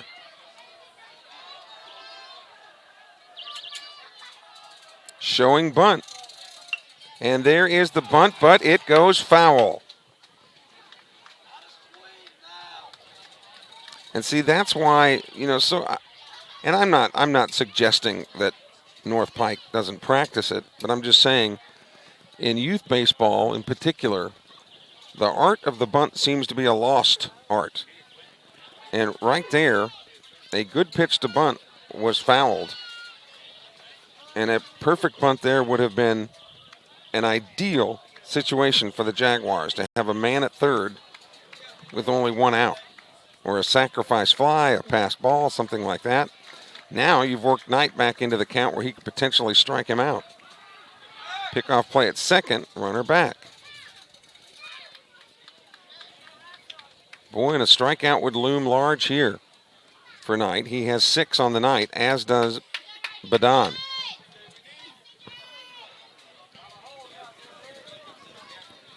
Knight comes set. The pitch. Swung on, grounded to third. Odom will hold the runner, throw to first. Smart play by Levi Odom. And a smart play by Andrew Knight to go over and cover the bag, with Odom having to throw. 5-3 on the putout, but had Odom not frozen the runner there, potentially Lewis could have gotten to third. So 1 out with a runner at second.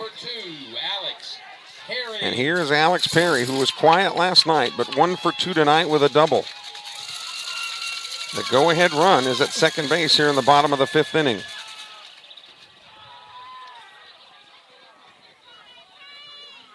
Perry was showing bunt there for a moment too, but I would find that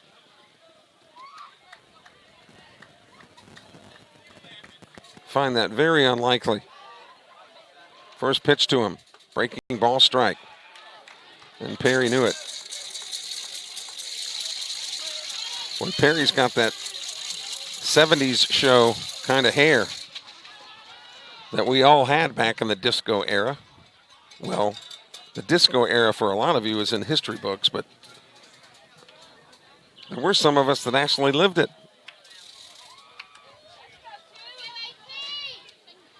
Perry, the leadoff hitter, hitting for the 3rd time tonight. He's grounded to second and doubled. So Knight ahead of him in the count here, 0-1. Pickoff play, go second base this time, and again, the runner back.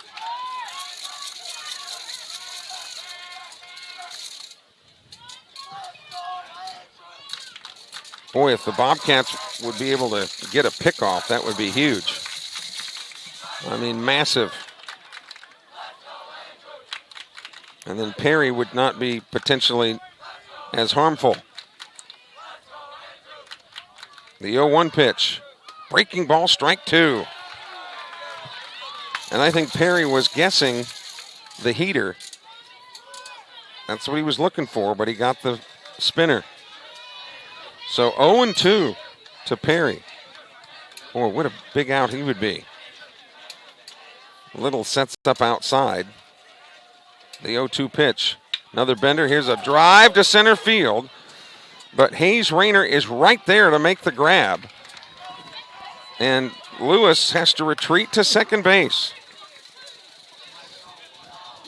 So 2 away. A big out there to get Perry. And here's Badon now, who himself has doubled and grounded to second. His scorebook is exactly the opposite of Perry's. Perry grounded to second and then doubled. Badon doubled and grounded to second. So Lewis at second base will be running on any kind of contact now with 2 away. Here in the bottom of the 5th, we're still scoreless in game 2. First pitch from Knight. Breaking ball, strike. Well, they made the observation tonight in Melby that old Uncle Charlie was looking good. And indeed, that is the case.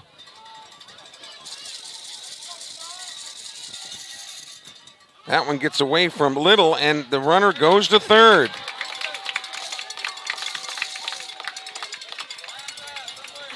But really, it wouldn't matter necessarily, because it's still going to take some type of base hit, you would think, with 2 outs. You certainly don't want a pass ball or anything here. Badon, the number 2 man on the order. 1-1 the count. Knight kicks and delivers. Fastball shot down the left field line, but foul. A collective gasp from the Sumrall fans. So Knight ahead of him now, 1-2.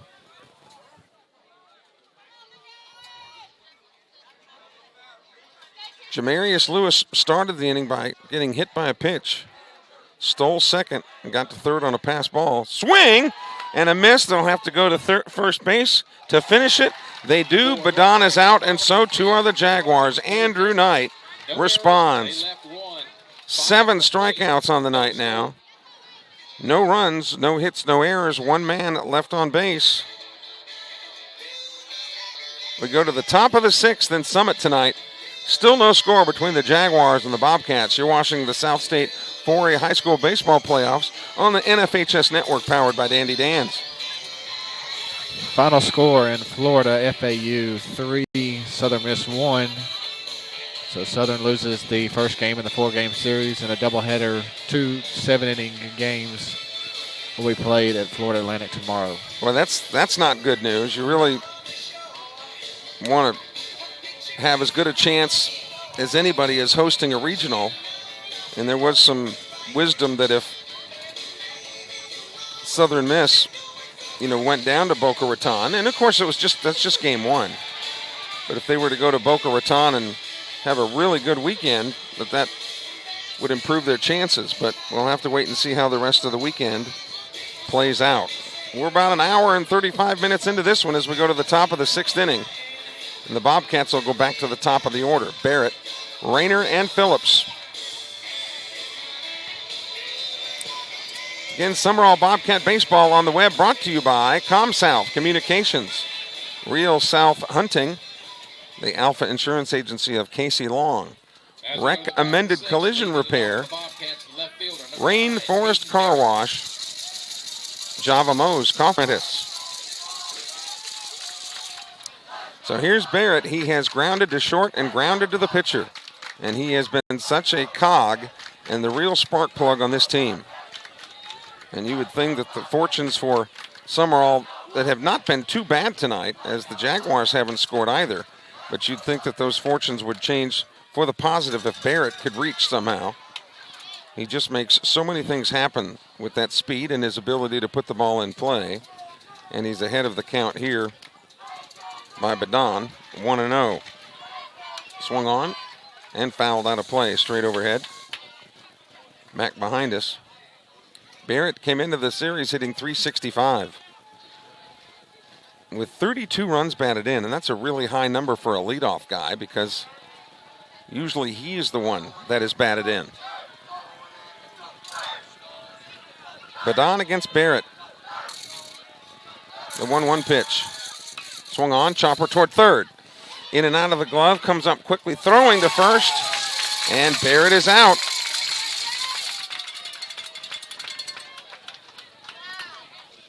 Again, the Bobcats have not hit the ball to the outfield at all tonight.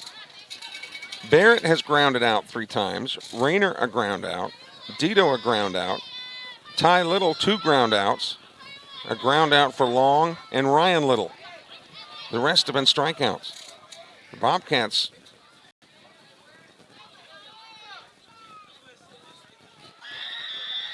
of their outs. Here's a drive by Rayner. That ball is well hit, but being tracked in center field, and it's caught by Jamarius Lewis for out number 2. Now, of course, Marshall Phillips had a double, so that's an outfield hit. And here's Phillips again. And Rayner had kind of a golf shot into the outfield, but Phillips had hard contact, but everything else has been relatively soft contact. 2 outs, bases empty quickly here in the top of the 6th. Badon and Knight have been masterful. The pitch from Phillips. Breaking ball missed.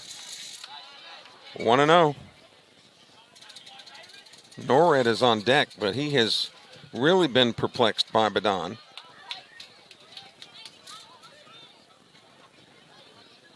Badon has won his battle with Norrid with 2 strikeouts.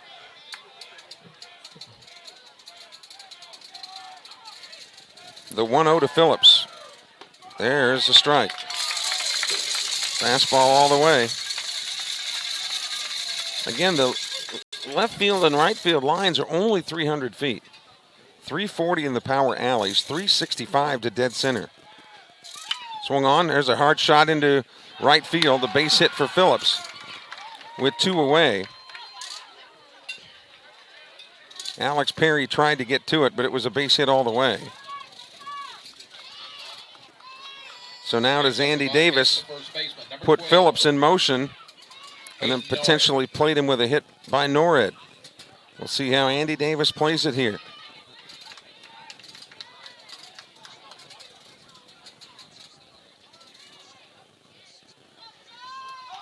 Norrid came in hitting .370 with no homers and 31 runs batted in. First pitch to him is low. Ball got away from the catcher temporarily. Now, Andy Davis running through a series of signals now at third. This could really be a make or break moment here for the Bobcats in the game tonight with 2 outs. Can they get Phillips to second base? He's got a big lead at first. A bad throw! The throw goes into right field. Phillips rounds second. He's on his way to third. Here comes the throw to third, and the ball gets there in time, and he's out at third. And it might have been because he overran it just a hair. And they tagged him coming back to the bag. The momentum maybe put him past the bag. Wow, a tough break there for the Bobcats. So nothing across, no runs on 1 hit. Nobody left. Norrid will get a fresh count when he comes to bat in the top of the 7th inning.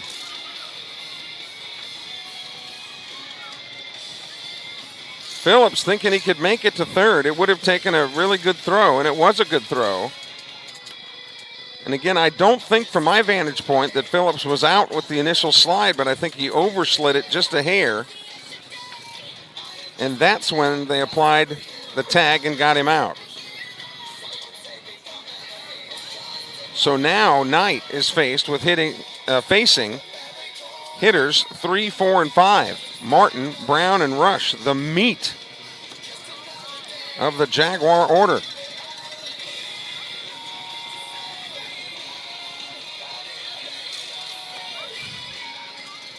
As I ask our producer engineer Jeremy Thompson, Jeremy, do we have any word on if there is a game 3, what time it would be tomorrow at Larry Knight Field? There's no scheduled game or no scheduled time. I would guess 3. That's the way other games around the area have gone on Saturdays. But I can't guarantee 3. But potentially a night game too. We're not really sure. Okay.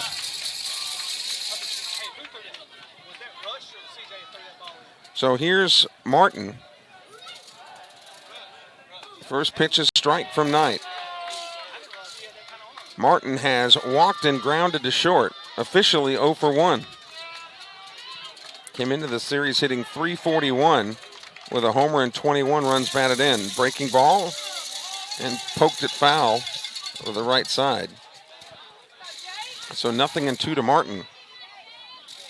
No runs, 2 hits for North Pike. 0-2 pitch, swung on. Here's a drive to right center field. That ball is down. It looked like it was going to be a gapper, and then all of a sudden Dito appears out of nowhere and dives to make the catch, but he can't get it. They'll credit him with a hit. So no runs on 3 hits for each team. And again, Brown will be the courtesy runner for Martin. And once again, the Jaguars have their leadoff man aboard with nobody out. This time in the bottom of the 6th. 6th. Looking at the Stone and Purvis game, they're going to the top of the 6th. Stone leads 4-0. Stone, no doubt, throwing their ace. Number 7, Jace Brown. So here's Jace Brown. He has struck out and walked. He's officially 0 for 1. Came into the series hitting 171. Obviously not a dazzling batting average, but good defensive catcher, and that's worth a lot. But with that average, you would expect him to bunt here. That ball bounces into the chest of Little. Andrew Knight.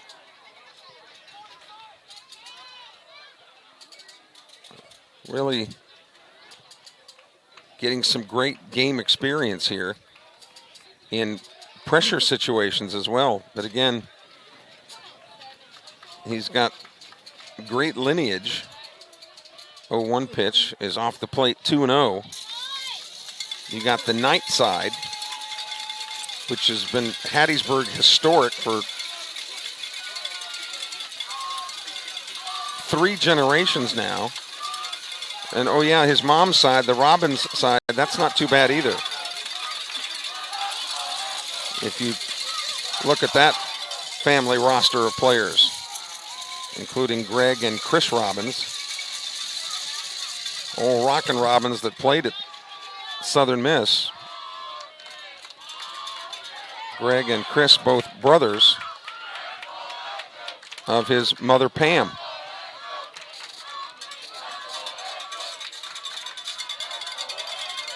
The pitch by Knight, swing and a miss. And again, I don't know what's going to happen here. It's a 2-1 count, but I just don't know why in the world you wouldn't try to bunt here. Especially in this kind of game scenario. Yeah, where Sumrall's only got one more at bat. In a regulation game, of course, but not. They tried the hit and run, it looked like there, instead of the bunt.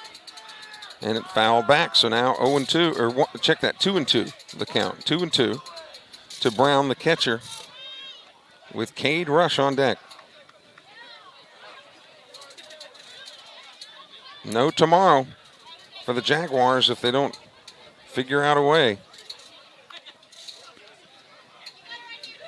Andrew now at 97 pitches on the night. Thank you for that, Jeremy.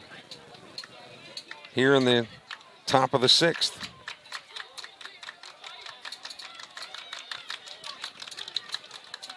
Breaking ball, that's off the mark.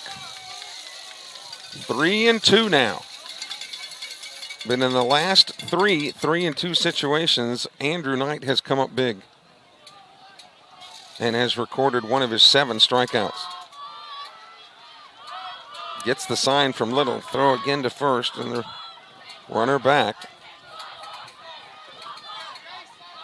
But we're kind of joking. I mean, if you're a Knight Robbins mix, you can't hardly help but be a great ball player. Again, Knight checks the runner. Big play right here. A full count pitch.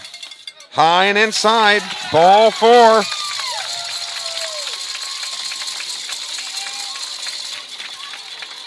Runners on first and second now. And here comes the boss man,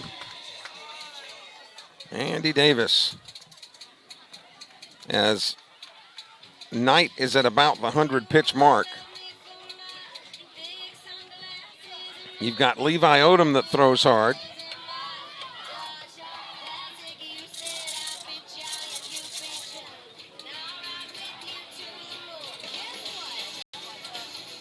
We are being told now from Athletic Director Anita Sumrall that Saturday's game, if needed, would indeed be, Jeremy, tomorrow at 3. And the reason is because they have prom tomorrow night here at North Pike. From the 6:01, time for some Bobcat magic. And from the 228, they're still cheering for Hayden Barrett. But this is as big a trouble as the Bobcats have been in this series. Not even close. Number 17, Cade Rush. So here's Rush, the first baseman. And he is most certainly in a bunt situation here, because now you'd be putting two men in scoring position. And he showed bunt. So again, he's not even keeping it a secret, as Little came in from second base. They'll keep Levi Odom at third in case the bunt is hit sharply enough that they can maybe get a force at third. But that'll be the catcher's call as to where to throw it. They show bunt. Here's the pitch. There it is. And they'll have to go to first. Easy play at first, but the runners move up. So runners at second and third with one out.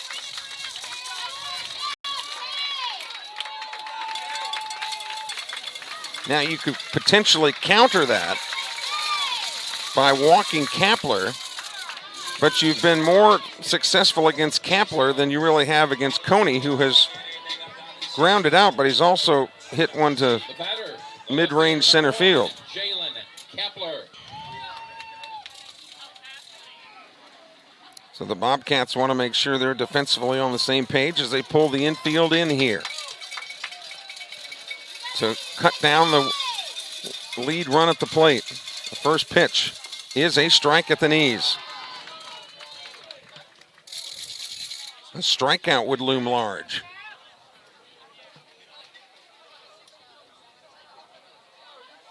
Nothing in one to Kapler. He has struck out and popped to third, hitting .286, no homers and 17 runs batted in. Swung on, ground ball at short. They'll come to the plate, and Little can't come up with it. The throw was low, and he had to go down just to be able to pull it up into him. The run scores. Exactly what they wanted to have happen did happen. Bobcats just did not execute. So runners at the corners again. That'll be scored a fielder's choice.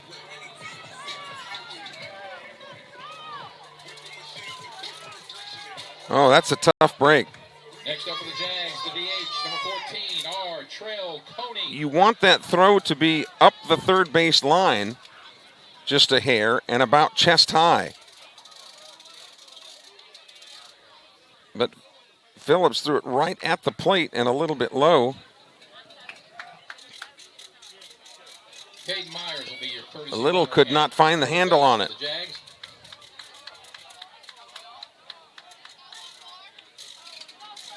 So here we go.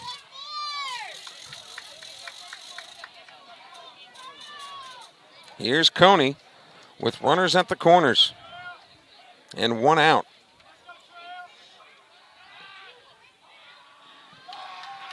Knight again to the first and third move, wanting to see maybe what they had Kapler doing, because the Bobcats would love to keep it at first and third and get a double play. Swung on, the swing fouled into the net, and Kapler was on the move. The danger you have of putting a man in motion here and not taking the bat out of the hitter's hands is you line into a double play. Looking ahead to the Sumrall 7th, it'll be Norred, Dito, and Ty Little. But the Jaguars score their first run of the series here in the 6th inning tonight. But right now, it's good enough. 1-0. Swung on, popped it up to the infield. Little measuring this one. He's got it for out number 2. So 2 away. And here's Jamarius Lewis.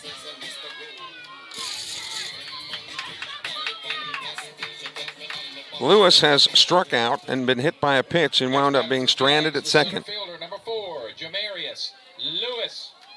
Again, runners at the corners with 2 outs. That could have been the end of the inning with no outs. Breaking ball misses, down and away. Again, 4, 5, and 6 will be up to bat for the Bobcats in the top of the 7th. And we can, at this point, say last chance 7th.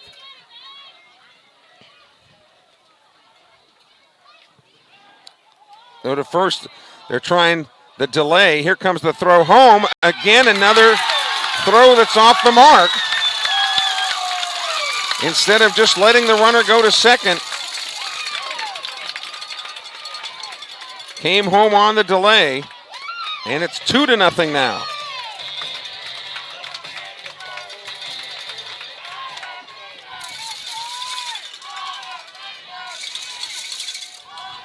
And boy, insurance can loom large.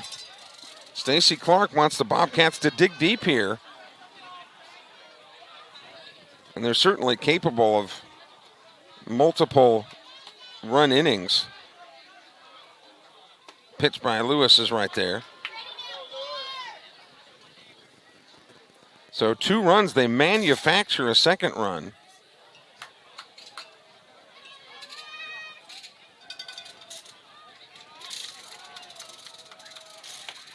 Pitch is high, and Knight has just reared back and started throwing pellets in there. 2 balls and a strike to Jamarius Lewis, the number 8 hitter. C.J. MacArthur scheduled up next if he's needed.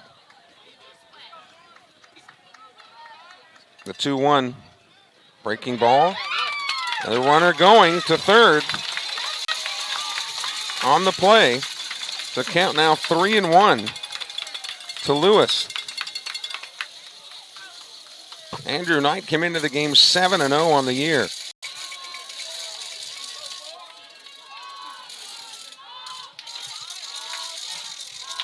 And a couple of plays at the plate that the Bobcats did not make have been the difference in this game.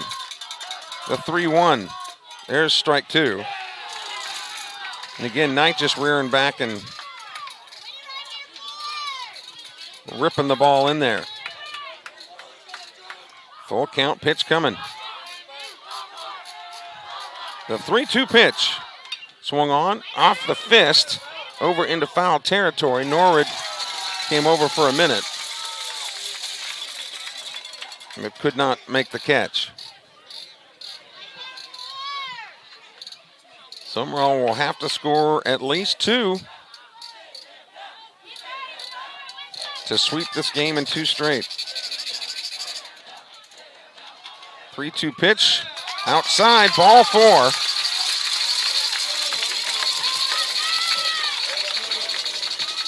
So runners at first and third again.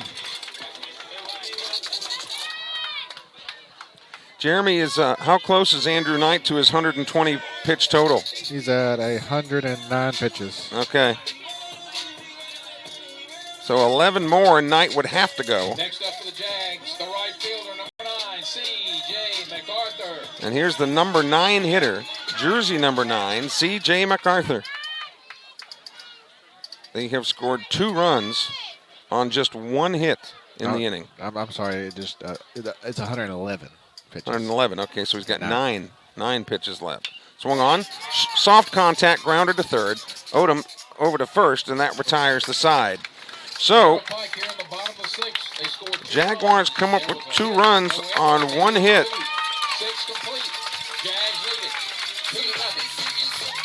2-0. North Pike. Hayden Norred, Kay Dito, and Ty Little are the guys that come to the plate here in the top of the 7th inning. I know you're not going anywhere. We won't either. We'll have the 7th inning for you in a moment. You're watching the State High School Baseball Playoffs on the NFHS Network, powered by Dandy Dan's.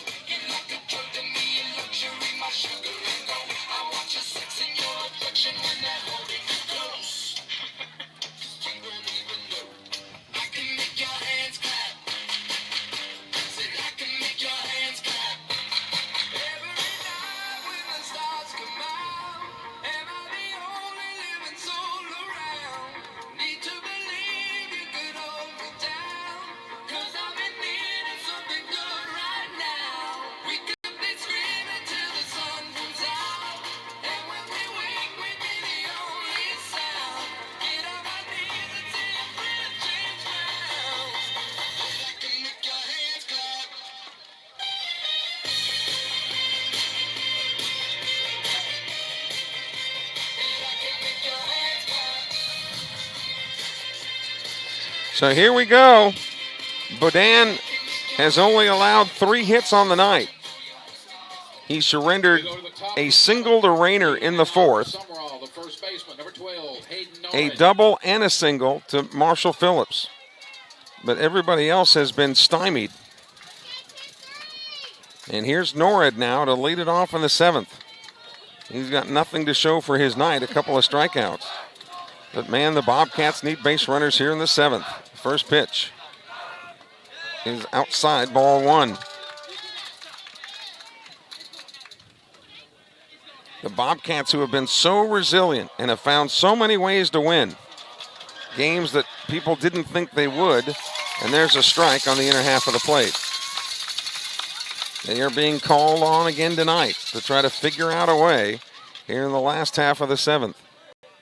Again, if game 3 is necessary, it will be at 3 tomorrow at Sumrall. 1-1 pitch. Low, 2-1.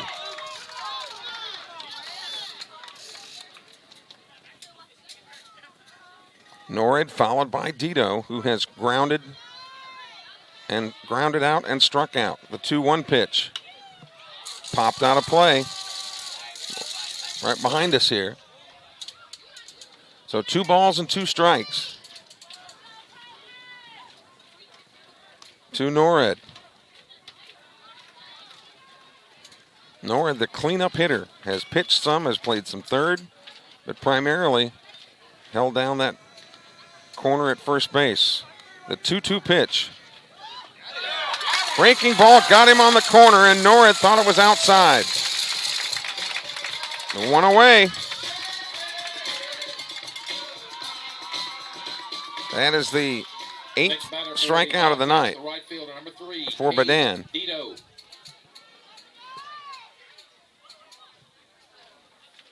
Dito leading the team in batting average, just ahead of Marshall Phillips. Takes a pitch inside that nearly hit him. Bobcats need some base runners. Phillips has been the only guy that's had anything for the Jags tonight. That's high and away, 2-0. Because if you don't get on the bases, you can't use the speed and the quickness that the Bobcats have. Dito probably on the take here, ahead in the count 2-0. And there he takes strike 1. Now you see why Bodan is headed to Delta State. He has pitched a great ball game. Regardless of how it comes out, both pitchers have pitched tremendously well. Strike 2 at the knees. A little bit up from the knees. Remember, we talked about that low kneecap strike, just isn't there tonight. 2 balls and 2 strikes to Cade Dito. Big pitch here. Gets away from the catcher. Dito swings, but then throws for the out. And the Bobcats are down to their last out here in game 2. And it'll be Ty Little, who has put the ball in play each time. He's had pretty hard contact. Both times to the right side of the infield. A grounder to second. And a grounder to first. 2-0 Jags. First pitch swung on and fouled out of play. Boy, he got a hold of that one, but fouled it off here to the left side. And this is the side that Little would rather hit from. It's for more power from the left side against right-handed hitters. Little hitting .321, trying to keep the Bobcats' hopes alive here. The 0-1 pitch, low, 1-1. Levi Odom is on deck hoping that he gets another chance, and Odom, of course, has home run power. The 1-1 pitch to Little. Swung on, a slow roller to second. This should do it. Over to first base, and that's it.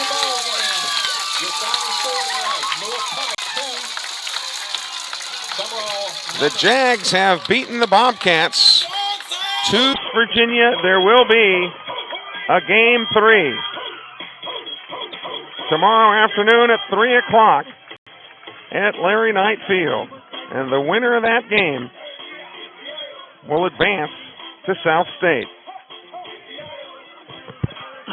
So the Jaguars hold serve tonight based on the great pitching performance by Peyton Badon. And we'll see how Andy Knight and the crew play it, or Andy Davis rather, play it tomorrow. And that very deep pitching staff will be called upon tomorrow if they are to go on to South State. But again, 2-0 the final here tonight. The Jags over the Bobcats. Thanks to all of our sponsors again for making it possible. For executive producer and engineer Jeremy Thompson, I'm Kelly Sander. Thanks for joining us. You've been watching the 4A South State High School Baseball Playoffs on the NFHS Network, powered by Dandy Dan's.